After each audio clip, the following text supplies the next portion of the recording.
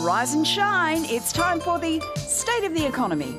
But this year's forecast is not great. Choppy waters this storm, headwinds, some particularly heavy weather. Inflation's now set to hit 7.75% by the end of the year, up from the pre-election prediction of 4.75%. Growth forecasts are down as well, 3% this year and 2% next year.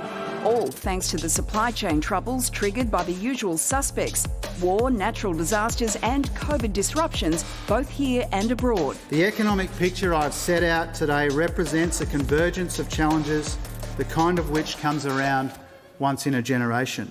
The Treasurer also painting a damning portrait of his predecessors. For too long, Australians have had governments which have tiptoed around the bad news and tried to sugarcoat things, and what we would prefer to do is to be upfront and honest, paint a realistic picture of the economy that we've inherited. That turned the shadowed Treasurer into an art critic. Picture being painted. Watercolours or oil paintings. Just painting pictures. Paint a picture. Are we going to get more pictures painted? How many pictures has he got to paint? We don't need a picture from the Treasurer. We need a plan. So the Treasurer put down the brush and revealed his three-point plan to deliver cost of living relief, stimulate wage growth and repair the supply chain. We have it within us to stare down these threats, to steer our way through this difficult period and seize the opportunities of this new age. So has the Treasurer come up with a masterstroke? Let's ask him. Treasurer and part-time painter Jim Chalmers joins us now. Jim, let's start with point 3 of your plan, the repairing of the supply chain. Given how much of the problem is due to pandemic disruptions overseas, even the war in Ukraine, what can you, sitting in Canberra, really do to fix that?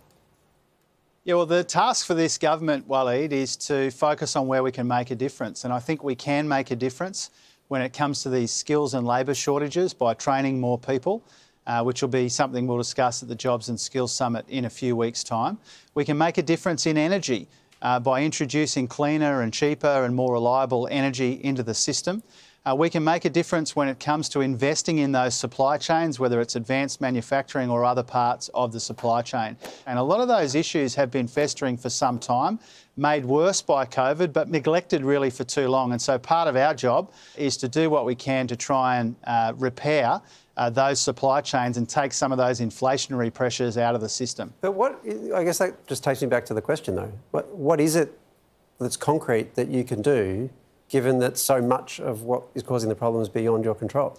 Look, a big part of it is global, but not exclusively. We've got issues around skills and labour shortages, which mean that a lot of these supply chains can't operate as they would if people had the workers that they need. So training more people is a tangible thing. But we also have a very low unemployment. The labour shortage isn't about people not being skilled. They're just not people. Like that's a migration issue, really.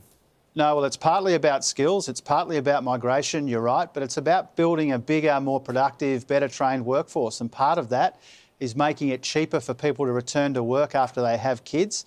That will make the workforce bigger and deal with some of these skills and labour shortages. So that's another tangible thing that we're doing.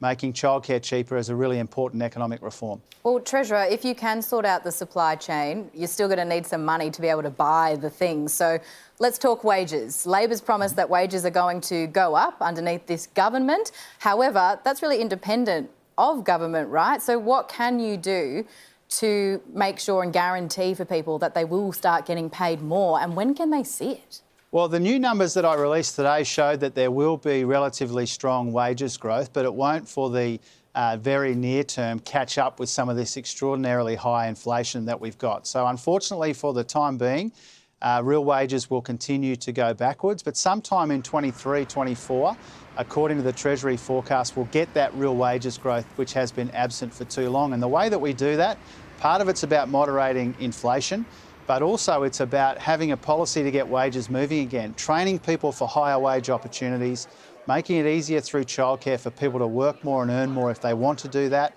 investing with our National Reconstruction Fund in good, secure, well-paid jobs into the future, and we'll be supporting a pay rise for aged care workers at the Fair Work Commission as well. So there are tangible things that governments can do, and we have been doing them and we will continue to because the absence of wages growth in our economy for the best part of a decade now has been one of the defining economic challenges that people have confronted.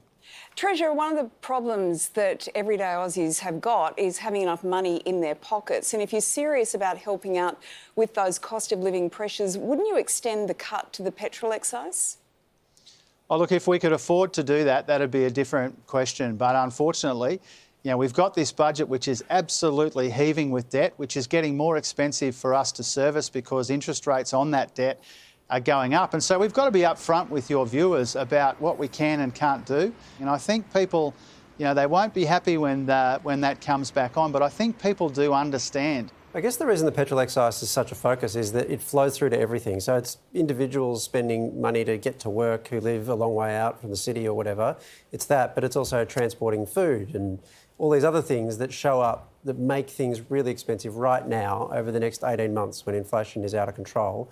And I suppose when I listen to you explain the things you're doing, they're all indirect. Like, we'll invest in this, which will flow through the economy, that will create, upskilling or something like that, or we'll support an increase in the minimum wage. But actually, it's not your call; it's Fair Work's call. So you're asking for it, but it's not direct.